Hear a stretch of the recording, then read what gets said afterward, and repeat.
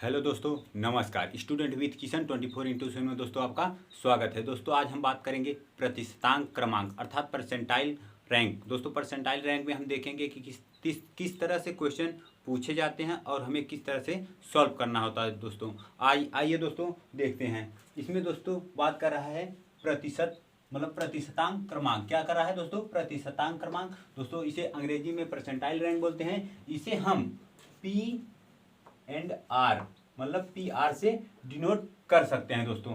P R. अब दोस्तों जो परसेंटाइल क्रमांक होता है मतलब परसेंटाइल रैंक का जो सूत्र निकालने का जो विधि होता है, सूत्र होता है, उसे दोस्तों पी आर बराबर 100/n कोष्टक में C F B plus X minus L upon into F होता है दोस्तों।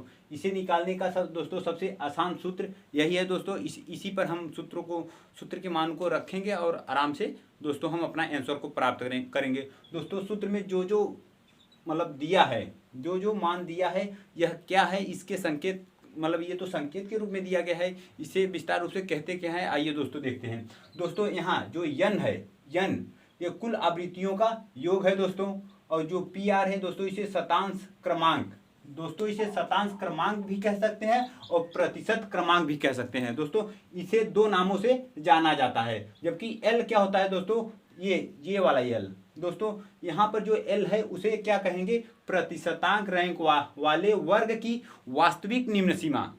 दोस्तों वास्तविक निम्न सीमा, दोस्तों वास्तविक निम्न सीमा क्या होती है? जो निम्न सीमा होती है उसी में से 0.5 को घटा देते हैं, वही वास्तविक निम्न सीमा होती है दोस्तों। और आई तो आप लोगों को दोस्तों पता ही होगा, आई बराबर वर्ग अंतराल होता है दोस्तों। जबकि एफ बराबर प्रतिशतांक रैंक वाले सामने की आवृत्ति होती है दोस्तों। आवृत्ति बोलो या फ्रिक्वेंसी बोलो दोस्तों, कुछ भी बोल सकते हो। अब बात करते हैं कि क्वेश्चन में क्या दिया रहेगा। क्वेश्चन में दोस्तों आपको इस तरह से एक सारणी दी रहेगी और सारणी में दिया रहेगा कि आपको मतलब इस तरह से सारणी दिया रहेगा, उसमें आपको दिया रहेगा कि आप पी आर 50 का मान बताओ। इस तरह से दोस्तों क्वेश्चन दिया रहेगा, पी आर 50 का मान बताओ इस सारणी के आधार पर। दोस्तों अगर आपको क्या निकालना है? P R. क्या निकालना है दोस्तों? P R 50। ओके दोस्तों, पी आर 50 निकालना है आपको। अब पी आर 50 निकालने के लिए हम क्या करेंगे? हम देखेंगे कि इसका सूत्र क्या होता है। प्रतिशतांक क्रमांक का सूत्र होता है दोस्तों पी आर बराबर 100/, अब कोष्टक में C F B plus X minus L upon I into F होता है दोस्तों। अगर हम सी एफ बी देख रहे हैं तो हमें दोस्तों संचयी आवृत्ति सी एफ बी जो दिखा, हमें तुरंत हमारे माइंड में संचयी आवृत्ति आ जानी चाहिए दोस्तों। हम संचयी आवृत्ति निकाल लेते हैं दोस्तों। कैसे संचयी आवृत्ति निकालेंगे? संचयी आवृत्ति को एफ से डिनोट कर लेते हैं दोस्तों।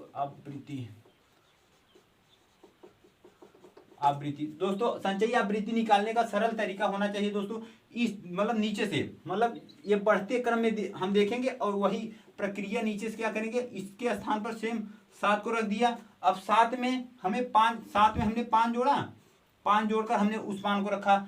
7 5 12 दोस्तों। और 12 में फिर हमने 6 को जोड़ा, कितना हुआ दोस्तों? 12 6 18 दोस्तों, 18 हुआ। फिर 18 में हमने 3 को जोड़ा दोस्तों, कितना हुआ? 21 हुआ दोस्तों। 21 में हमने 2 को जोड़ा, हमारा दोस्तों 23 हुआ। अब दोस्तों 23 में अगर हम 8 को जोड़ रहे हैं तो कितना होगा दोस्तों? 23 में अगर हमने 8 को जोड़ा दोस्तों 31 होगा, 31 हुआ दोस्तों। और 31 में अगर हम 10 को जोड़ रहे हैं तो 31 में हमने 10 को जोड़ा, उसके बाद 31 में 10 को जोड़ा, कितना हुआ दोस्तों? 41 हुआ। फिर 41 में हमने 2 को जोड़ा तो कितना हुआ दोस्तों? 43। और 43 में जब हमने 5 को जोड़ा दोस्तों, कितना हुआ? 48। यानी कि दोस्तों हम कह सकते हैं कि n बराबर कितना? n बराबर 48 कह सकते हैं दोस्तों। दोस्तों यहां पर जो n की वैल्यू आई, n बराबर 48 निकला। अब दोस्तों i का मान निकाल लेते हैं। i का मान निकालने के लिए हम क्या करेंगे दोस्तों? जो 40 से 45 है, क्या दोस्तों? 40 41 42 43 44 45। अब हम इसे काउंट कर लेते हैं, 1 2 3 4 5 6 दोस्तों। i बराबर हम 6 रख सकते हैं दोस्तों। i बराबर हमारा 6 निकला, n बराबर 48। हमने दोस्तों i का मान प्राप्त किया और हमने एन का मान प्राप्त किया। अब दोस्तों CFB का मान प्राप्त करने के लिए हमें किसका मान निकालना है, मतलब PR 50 का मान निकालना है। तो हम दोस्तों इसमें प्रतिशतांक क्रमांक निकालते समय हम जो PR का मान पूछा रहेगा दोस्तों, हम ये मान देखेंगे वर्ग में कि कहाँ निहित कर रहा है, किस वर्ग में निहित कर रहा है। तो देखते हैं दोस्तों, हमें 46 51 किसमें दोस्तों, 46 51 में निहित हो रहा है दोस्तों। हमने इसे कैप्चर किया। ओके दोस्तों, हमने 46 51 को कैप्चर किया। अब दोस्तों हमें 46 51 के मध्य ही 50 आता है दोस्तों, तो हमने कैप्चर कर लिया। इसके आधार पर हमने ये जो ग्राफ बनाया, इसके आधार पर कैप्चर किया। अब क्या करते हैं, अब हमें CFB भी मिल गया दोस्तों। देखिए अब बात कर लेते हैं किसकी, x का। x का मान क्या होता है दोस्तों, जो आपको PR में पूछा रहेगा, PR में जो पूछा रहेगा वही x का मान होता है दोस्तों। यहाँ पर 50 है तो x बराबर 50 होगा। अब दोस्तों हम इसे मिटाकर पूरा मान लिख लेते हैं, उसके बाद दोस्तों हम आगे सॉल्व करेंगे दोस्तों।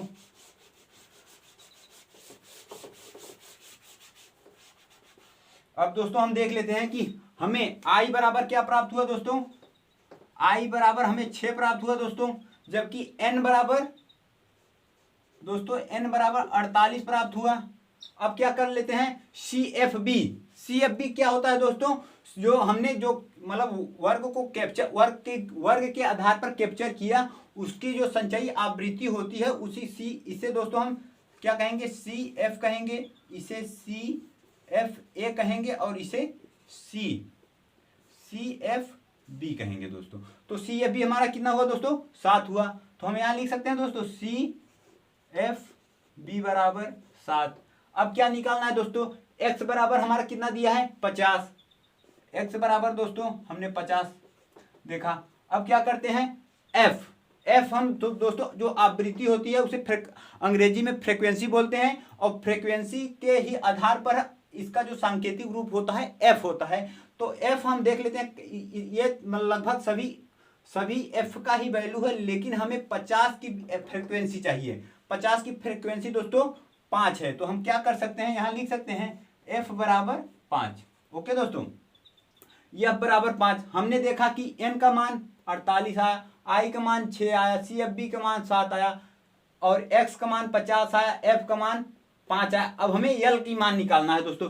L का मान हम देख लेते हैं, जो हमने कैप्चर किया है उसी के वर्ग में, जो हमने कैप्चर किया उसी का निम्न सीमा में ही दोस्तों। निम्न सीमा कितना है, 46 है, उच्च सीमा 51 है। तो दोस्तों हमें क्या पूछा है, L बराबर होता है वर्ग की वास्तविक निम्न सीमा। वास्तविक निम्न सीमा निकालने के लिए दोस्तों इसमें से 0.5 घटाना होगा दोस्तों। तो हम घटाएंगे, 5 हुआ दोस्तों, यहाँ पर फिर 5 हुआ, यहाँ पर 4, यानी कि दोस्तों सॉरी दोस्तों 45 सही है दोस्तों, 45.5 ये आपका क्या हुआ दोस्तों, ये दोस्तों निम्न सीमा है। क्या है, निम्न सीमा। और ये वास्तविक निम्न सीमा क्या है, वास्तविक निम्न सीमा। ओके दोस्तों, वास्तविक निम्न सीमा मतलब दोस्तों वास्तविक निम्न सीमा ये है, वास्तविक निम्न सीमा ये है। अगर दोस्तों निम्न सीमा से 0.5 घटाएंगे तो वास्तविक निम्न सीमा निकलेगी। अगर उच्च सीमा में 0.5 जोड़ देंगे तो वास्तविक उच्च सीमा निकलेगी। दोस्तों आपको L का वैल्यू भी प्राप्त हो गया। क्या प्राप्त हुआ दोस्तों, 45.5। ओके दोस्तों, अब हमें लगभग मान प्राप्त हो गया दोस्तों। अब हम सूत्र में रखकर अपना मान प्राप्त कर लेते हैं।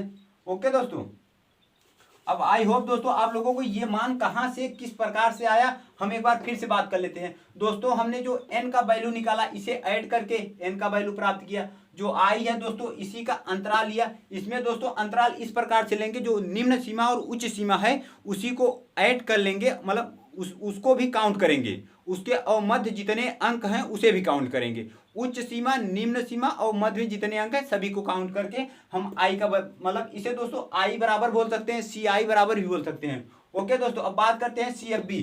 हमने जो मतलब कि जो हमें पूछा है PR करके जो पूछा है, इसे हम x की वैल्यू कहेंगे। क्या कहेंगे, x की वैल्यू। और इसी के आधार पर अगर हमने वर्ग को जो कैप्चर किया है, वो जो वर्ग को कैप्चर किया है वर्ग के आधार पर हमने कैप्चर किया, और जो संचयी आवृत्ति में दिखाई दे रहा है वो CF होता है। संचयी आवृत्ति में जो कैप्चर किया उसके ऊपर का जो मान होता है उसे CFA बोलते हैं और जस्ट उसके नीचे की मान CFB होती है। ओके दोस्तों, CFB। अब बात कर लेते हैं आपको F का वैल्यू। F का वैल्यू संचयी आवृत्ति में जो कैप्चर किया रहेगा दोस्तों वही रहेगा, और L का मान होता है जो हमने कैप्चर किया है उसका निम्न सीमा जो है उसमें से 0.5 घटाकर वास्तविक निम्न सीमा निकालेंगे। इतना दोस्तों आप लोगों को समझ आया। अब हम क्वेश्चन को सॉल्व करते हैं। सूत्र में जो दिया है सेम हम रख देंगे दोस्तों। इसमें दिया है PR बराबर बोल रहा है 100, हमने 100 के स्थान पर 100 रखा दोस्तों। N के स्थान पर हमने 48 रखा दोस्तों, 48। ओके दोस्तों, अब क्या कर रहा है, कोष्टक लगा दिए। CFB बराबर दोस्तों 7 है, हमने 7 रखा। ओके दोस्तों, अब इसमें बोल रहा है प्लस तो हमने प्लस रखा। अब क्या कर रहा है, x माइनस एल, एक्स का वैल्यू 50 है दोस्तों तो हमने क्या रखा 50, और माइनस एल का वैल्यू क्या है दोस्तों, एल का वैल्यू देखिए 45.5 है। ओके दोस्तों, हमने 5 रखा। अब अपान मतलब दोस्तों बटे या अपान कह सकते हैं, आई बराबर दोस्तों 6 है, हमने 6 रखा। गुणे लगाया। एफ का मान दोस्तों देखिए, एफ का मान 5 है तो हमने 5 रखा, कोष्टक बंद। ओके दोस्तों, अब दोस्तों जो मान है हमने सूत्र पर बस रखा है और कुछ नहीं किया है। अब इसे सॉल्व करते हैं दोस्तों। अब देखते हैं दोस्तों, अगर हम इसे 4 से काटेंगे, क्या करेंगे 4 से काट देते हैं। PR बराबर 25 चौका 100 होता है दोस्तों, मतलब 4 का अगर भाग देंगे उसमें तो 25 बार जाएगा, और इसमें 4 का भाग देंगे तो 12 बार जाएगा। यानी कि हमने इसे 4 से काटा, किससे, मतलब 4 25 सही है, यहाँ 25 हुआ और यहाँ 48 12। ओके दोस्तों, इसे काटकर हमने यहाँ लिखा। अब क्या करते हैं, कोष्टक में 7 है दोस्तों, हमने 7 लिखा, प्लस 50 में से माइनस 45 घटाएंगे दोस्तों क्या हो जाएगा 46, 4.5। ओके दोस्तों, 4.5 प्राप्त हुआ। अपान में 6 ले लेते हैं दोस्तों, बटे में 6 है, हमने 6 लिया, फिर गुणे 5। ओके दोस्तों, अगर अब क्या करेंगे आगे, अभी हम इसे 3 से काटेंगे। 3 दूना 6, फिर 3 एक का 3, 3 पचे 15, यानी कि हमने 3 से काटा तो 1.5/2 प्राप्त हुआ। अब फिर आगे करते हैं सॉल्व। PR बराबर 25/12 कोष्टक में 7 प्लस 15 पचे 75। दोस्तों अब यहाँ हम क्या कर सकते हैं, 15 1.5/2 गुणे 5।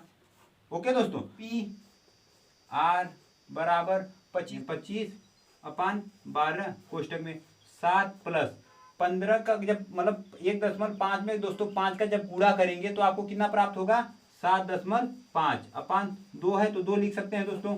अब दोस्तों आप लोगों को यहाँ तक क्लियर हो गया होगा। अब इसे 2 का गुणा इसमें कर देंगे, कितना होगा, देखिए दोस्तों, अगर आप इसका गुणा, इस चीज को गुणा हम यहाँ करके बता रहे हैं दोस्तों।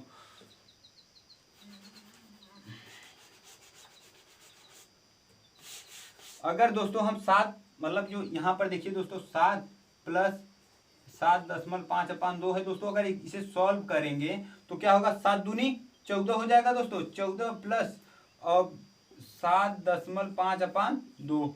अब दोस्तों जब इसे सॉल्व करेंगे तो कितना होगा, 14 में से 7 जोड़ देंगे, कितना हो जाएगा 21.5 हो जाएगा दोस्तों, अपान 2। जब इसको इससे भाग देंगे तो क्या प्राप्त होगा दोस्तों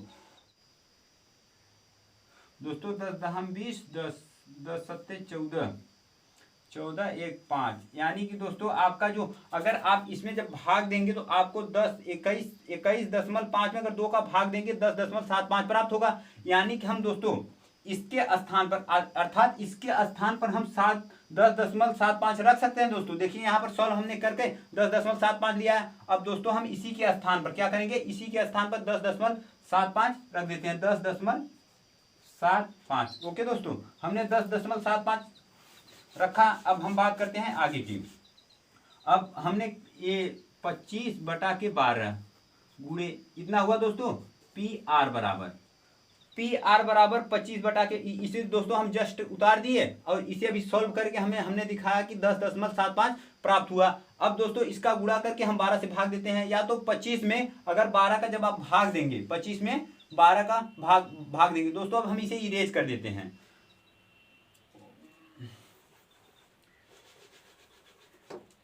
दोस्तों देखिए, अगर आप 25 में जब 12 का भाग देंगे तो 25 दूना मतलब 12 दूना 24 होता है दोस्तों। एक आया, दशमलव बढ़ाया 0, फिर 0, फिर दोस्तों 12 अट्ठे 96, क्या किया हमने दोस्तों 96। अब हमारा 4 आया दशमलव दोस्तों, फिर हमने 0 बढ़ाया, 12 चौक 48।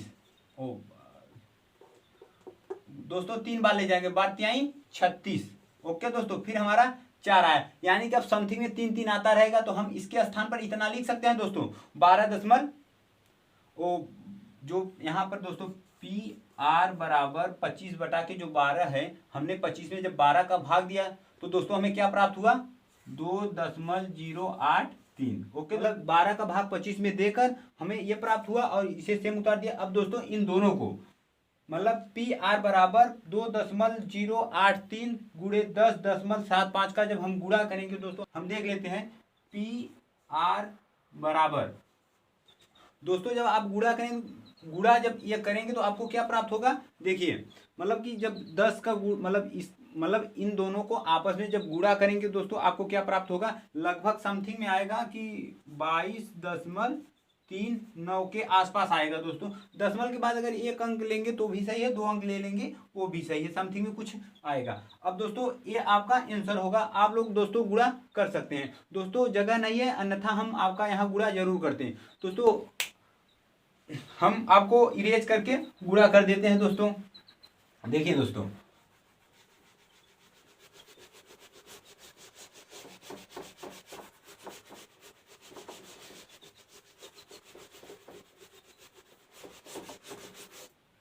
मतलब गुणा करने के लिए बोल रहा है 2.08 और दोस्तों 10.75। अगर दोस्तों हम इसका गुणा करेंगे कितना होगा 5 दोस्तों। अब मतलब वही ऊपर का मतलब 10.5 मतलब कि छोटी संख्या से बड़ी संख्या कर देते हैं दोस्तों।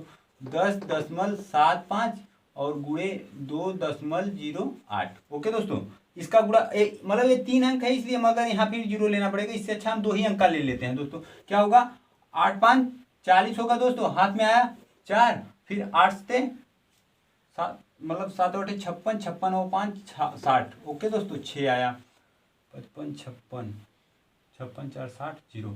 फिर दोस्तों क्या हुआ 8 10 में 80 80 6 86।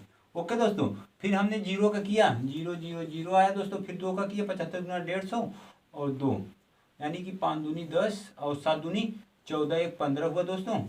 15 हाथ में आया 1, 10 दूना 20 20 1 21। ओके दोस्तों, अब हमने देखा, अब इसका इसे ऐड कर लेते हैं। 0 हुआ दोस्तों, इसका 0 हुआ, फिर इसका 6 हुआ दोस्तों और 8 5 13। ओके दोस्तों 8 5 13 हुआ, 2 1 2 हुआ और फिर यहाँ 2। अब दोस्तों हम देख लेते हैं दशमलव कितने अंक पर 1 2 3 4 1 2 3 4 यानी कि दोस्तों हम 22.36 लिख सकते हैं दोस्तों 22.36। ओके दोस्तों, आपका जो आंसर दोस्तों आया है देखिए, हमने जो समथिंग में बताया था यानी कि यहाँ पर 6 होगा। ओके दोस्तों 6 होगा, यही आपका आंसर है। आई होप दोस्तों आप लोगों को समझ आया होगा। अगर दोस्तों ये आपका आंसर है, जगह दोस्तों नीचे स्पेस अर्थात जगह कम था इसलिए हमने ऊपर इसे हल किया। क्या किया था कि 2.08 गुणे 10.75। ओके दोस्तों, हमने इसे हल किया तो हमें क्या प्राप्त हुआ 22.36। ओके दोस्तों, आई होप दोस्तों आप लोगों को यह विधि समझ आया होगा। दोस्तों अगर आप चैनल पर पहली बार हैं दोस्तों, चैनल को सब्सक्राइब करें, इसे जो दोस्तों ज़्यादा से ज़्यादा शेयर करें। अगर दोस्तों अगर आपका ये टॉपिक क्लियर हुआ होगा तो दोस्तों एक लाइक अवश्य करें। दोस्तों वीडियो पूरा देखने के लिए धन्यवाद।